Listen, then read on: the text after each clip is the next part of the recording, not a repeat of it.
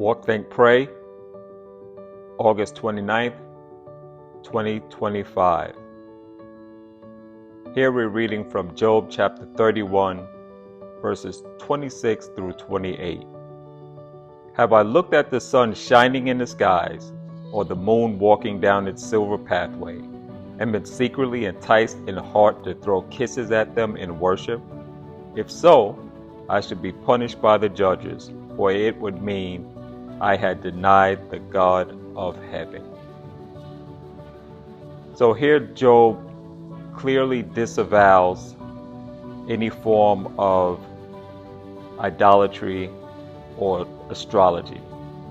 Job mentions that he did not worship the sun and the moon.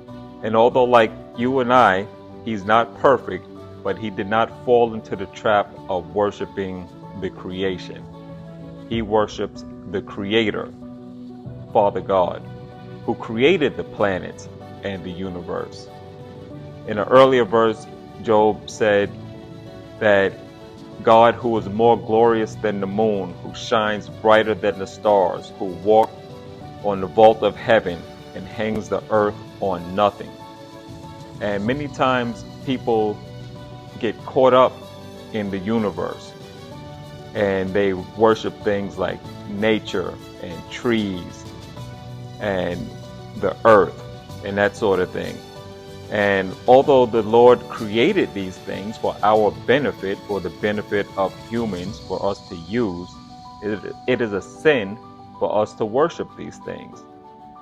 And though idolatry can also take form in other ways as well, you know, it can take the form of idolizing our possessions, our houses, our cars, our collectibles, our comic books, our baseball cards and shoe collections and wardrobe and jewelry and things of that nature. And to take it even a step further, right? God created you and I in this physical body, and a lot of times we may fall into the trap of worshiping ourselves. You know, when you take too much time building on the physical body and very little to no time worshiping God the Father and building our spirit body, our spirit, and our relationship with God and our connection to Him. That's idolatry. And even in the form of working out and being a gym shark and two-a-days at the gym and that sort of thing, and molding and shaping our muscles and building our muscles and our strength, but 0 per day or 0 per week even worshiping God.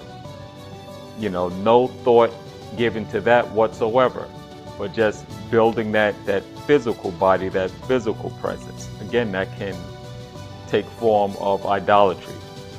Now, am I saying not to take care of yourselves and do not work out and do not improve your health and your strength and that sort of thing? No, absolutely not. That's important. The good Lord above blessed us with these bodies, right? And we need them not for vanity purposes of, you know, looking good in the mirror or looking good, you know, when you're out and about, but also for doing His will and purpose for our lives. You know, you need your health and your strength. You don't want to wait till you get to the point that you're too old or too decrepit, or you're disabled and you can't get around, you're not as mobile. And then you may look back and say, man, when I was young and I was healthy and I was strong, and I wasted all of those years just building that muscle, but you took no time to build that spiritual muscle, you know, that journey walking with God. And I like to emphasize that as one of the main elements of walk, think, pray, right? Yes, there is a physical element of walking, right? Improving your health and your strength, and it, you know, can be all sorts of benefits to that, you know, lowering your blood pressure and your blood sugar level and that sort of thing. But that walk also has another meaning, that walk with God, right? That journey with God.